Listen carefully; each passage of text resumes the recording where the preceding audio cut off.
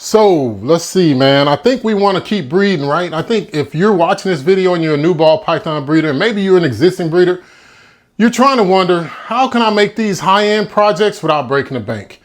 Because you've already produced some clutches. You know, maybe you have your first season under your belt, maybe you have 5 seasons under your belt, but you still might be stagnating. You know what I'm saying? You might be just stuck in a rut and just not knowing how to build your projects. Well, in this video, I'm going to go over just one example of what we're doing on how you can improve upon those projects to make them a little bit more high end. You know what I'm saying? Highfalutin, Louis Vuitton, that kind of stuff, Ferrari. Well, maybe not that high, but you know, maybe like from bargain basement to, I don't know what the designer brand is, Coach or something like that. But anyway, stick around for the video and let me know what you think.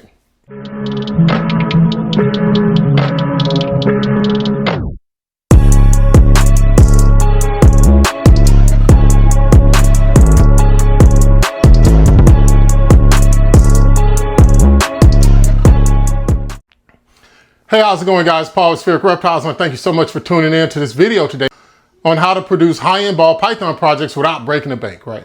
I mean, we don't want to break the bank, man. You still got to be able to pay your bills, but you know, like I always said, this is not a need. You don't need to have these reptiles, but if you have it as a business, then you kind of sort of need them in order to perpetuate your business. But that brings up two different scenarios. Say you're a new ball python breeder and you just produce a clutch of eggs, and maybe you call yourself seasoned because you're like us and you got 3 seasons under your belt, and now you're just like, hey, what now? And you've already planned for this step, but this is where our exit strategy was. So that's why I'm in the process of thinking out and planning out and executing and writing or whatever our new business plan moving forward, because now we are in a different situation. We're looking to vend at different shows.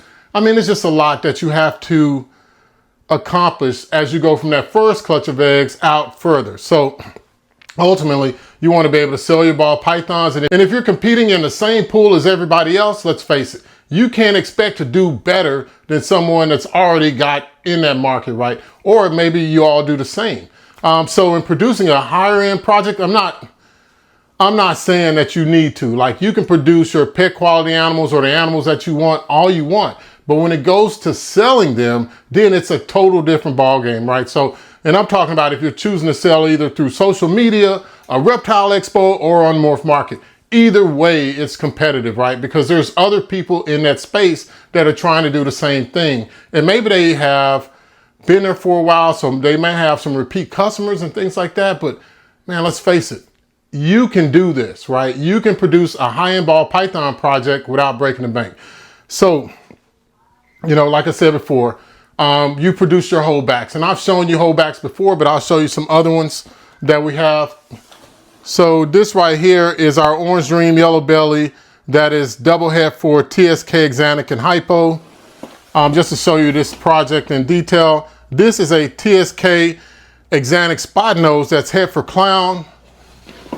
And then we got Nike, who is a Bamboo Inchy Calico that is double head for TSK and Hypo. So I use all of those. I showed you all of those just to say that you can build your projects. And you notice that I didn't just have all head TSK Hypos. I had one that was already a spot nose TSK Exanic that's head for Clown. So if you know where I'm going with this, then that's great, because now you're already starting to see how you can layer these things to produce better animals as you move forward, because we have genetic testing, though.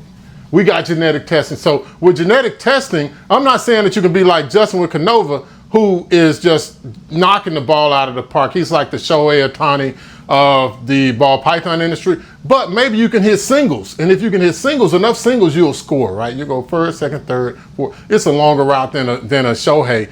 You know, that dude hit a home run on his first pitch the other day. But anyway, check it out, guys. I'm gonna tell you some key ingredients that you can use. And of course, I will have a chart at the end, right? I always like those fucking charts, right? Because I think that when it comes down to it, it's better to be able to see everything in one small design space versus, you know, writing it out. Like if you got a screenshot, it works a lot better, right? It saves you the time and effort. Is that true or false, right or wrong? I don't know. First things first, you got your holdbacks, and you've chosen the holdbacks based on the quality, the traits of what you want to ultimately produce with that animal, right? So we're talking about first generation animals here.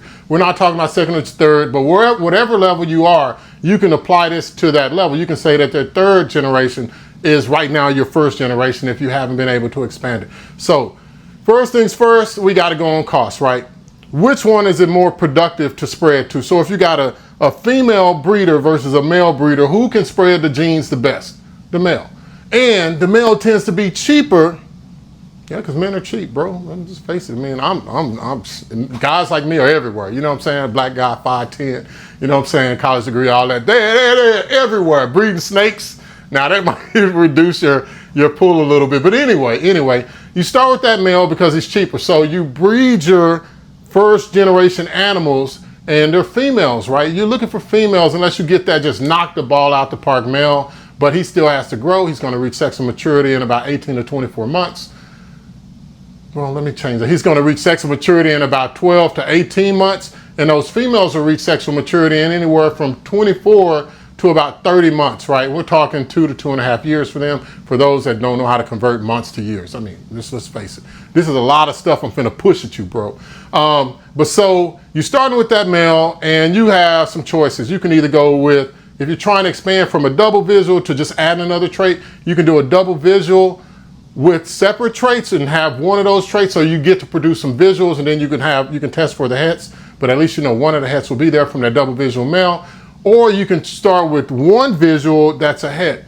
Now, that's where you're going to have to do your own thinking and your own planning, because say if you had, in this case, a TSK Exanic Hypo, these are all double het for that. If I wanted to add clown with it, you could actually buy a clown that's het for TSK Exanic, right? And then that way, when you breed them, you know that you don't have to test for the clown, and anything that doesn't turn out a visual of a TSK, and you're going to have to test for the hypo. The hypo will be 50% in that case, but then you'd have to test for that 50% chance, or actually, let me change that, that 66.66667% chance of it being het for the TSK Exanic if it doesn't turn out visual. Now, so I got a double visual, I got a visual with a het, or you can just do hets across the board. Whether it's, and I'm talking whether it's double, triple, or it's quad, or penta, or hexa, or hepta, or octa, or whatever. You know, so octa is 8. For those that don't know, it's like an octagon, you know, the 8-sided. But anyway, everybody knows this because this is not rocket science, right? So those are your options, and you got to look at cost. Remember, this is how to move your ball python projects forward without breaking the bank, man. You know, whenever I think about bank breaking, it just breaks my heart. It's hard for me to even say that word, but anyway, hopefully that's something that you guys understand. So if we have just a recap of that. So, and the major thing is you already want to expand. This is the main key ingredient. You want to expand on what you're doing, bro, because look, you do the same thing and you expect a different result. That's called insanity. I mean, that's what somebody told me, but I told them, hey, we use a toothbrush too, you know, because we got multiple teeth, which doesn't make any sense. But anyway, so with the TSK Hypo project, you see where we're adding in TSK Exanic spot nose, that's het for clown. Now, when I breed that to Morpheus, our TSK Exanic double visual male, then I'll have to test for the clown. But then that way we get a chance to do that. But let me show you another animal that's already about to go through ovulation. This is our big girl Medusa. And you see she's building up pretty good. I bred her. She's a het clown. She throws clown to about, what we think, 70% of the animals that have been produced by her. And so from her, we bred her to Morpheus. So this is how we're progressing it forward. We know that we're going to have double het, at least TSK Exanic hypos with them. And then we're going to test for the het clown so that we can move forward with that. And then with that, we'll be able to get another male and maybe some more females. But anyway, that's a lot. So remember, you got your holdbacks, and now you've chosen the fact that now you've decided, hey, I want to do a little bit more. I want to make some high-end projects without breaking the bank. Let me share with you a project that we got, and I'm going to start with the females. So I'm going to use our Lavender Albino Pied, and so I'll start with her first, and this is Willow, I believe. Let me see, because yeah, this is Sycamore, and Sycamore is our highest gened animal that we've produced. Now, this came from a dual sire clutch, but she actually proved to be triple het for Lavender Albino, Piebald, and Clown, and she's spot nose leopard. So we got a chance to make a Batman grail Dreamsickle. I don't know if that's the correct way to say it, but that's what she is. She's not yellow belly or anything else, just leopard and spot nose. That would have been awesome if she would have been yellow belly, but I'm happy that the test results came back that we know who the father is. So she don't have to go on more. Now, the next one that we got is, I'm gonna look at the name, and this is Viserion.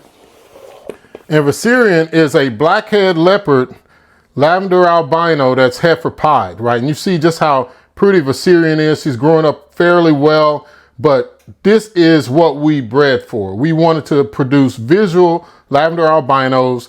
And so the goal in using the blackhead or any of those 8-ball complexes, or this is from the spider complex, the blackhead, but any of those darker genes is to get more of this right here, which will turn that lavender pink as she gets older. But either way, this is a stunner of an animal for us. Let me put a little high back in there. And so that's 2. And now let me show you the 3rd, because I know that in a previous video, I did tell you that you need to try to have 3 different types of holdbacks for each group. So this is a blackhead confusion lavender albino that's heifer pied, and she is getting pretty big. She's putting some size on herself. And so now we got our 3 animals for our project. So I have these animals. What could I do with them? So the options, this is where you have to think long and hard and just decide. I mean, you got to make a decision, bro. You, not me, you. You got to make a decision on what you want to do. We know that lavender albino pieds sell, like without a doubt, just like blue-eyed Lucy's sell. Like you go up to a show, and if you had a booth full of blue-eyed Lucy's, you put a $250 price tag on them, they're all selling out before the end of the show. I mean, if they don't all sell out, you're going to sell half of them. Like if you take 8, you're selling 4. You might sell all 8, but you're going to have a very good show. So it always leads me to the question is, why don't we see that? Well, here at Spheric Reptiles, we want to give the majority of the people what they want. So the majority of the people, or 80% of all of the people in the ball python game, dog, they're on the pet level, and they're just going to get a pretty snake. They're not leaving the house to spend $1,000 on a fucking snake. I'm trying to tell you, bro, I'm not leaving the house thinking about spending $1,000 on a snake.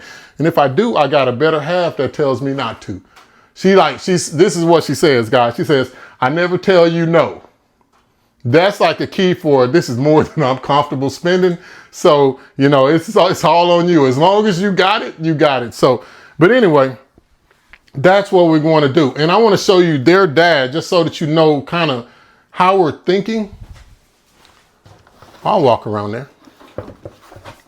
So this is their dad, and he's in his little enclosure right here. And this is Maximus. And you've seen Maximus before. He is a leopard confusion blackhead that is a dreamsickle as well. So lavender albino piebald. And, you know, he's still got some more work to do, but in moving forward, what we thought is that, hey, we got a chance to make some grail dreamsickles. Now, I'll put you back in there, buddy. I'll put you a little high right on top of you. This is what we're going to do. We're going to introduce this other male, which is a newer male, who is a grail head pied. And he's in shed, about to go in shed. And you see how small he is. But you see that he's already a double visual for Lavender and Clown, and then he's heifer pied. So in adding him to this animal right here, well, not that one. So just because I'm going to put the chart up there, so adding him to this animal, we have a chance to make leopard spot nose grail dreamsickles with this combination right here. And just so that you guys have another visual, if we add him to this animal, we have a chance. We're going to get all lavender albinos. Now hopefully we'll get lavender albinos that are pied or dreamsickles, and then the offspring will be het for Clown, but also hopefully we'll get that blackhead and that confusion pattern in there. So that's the goal, guys, in moving forward. And so how do you do that without breaking the bank? I think that's what this whole video is about. As you look at my fat belly, man, look, I'm about to eat a lot over this weekend, I'm telling you. You got to look, whether you want to or not, if you're in this game, you got to look for good deals that come across Morph Market, whether they're in an auction or someone's page or at expos. And when you see them, you kind of have to already be prepared to get them. Now you get them because you already know where you want to work the project, and you know you don't want to deviate too much, because the main theme that we're pushing here, and this is what I really want to stress to you, is push a theme. So we got TSK is the theme. Hypo and Clown are the secondary recessive traits, but TSK is the theme. Now, if we come over here, we got Clown, DG, Pied, and Hypo projects that are working right here. So Clown is the theme. Now, Desert Ghost and Hypo are pattern, like they either make it more vibrant or sharper, right? So, and then the Pied is obvious. So that's where we're going to be void of pigment. But Clown is the theme.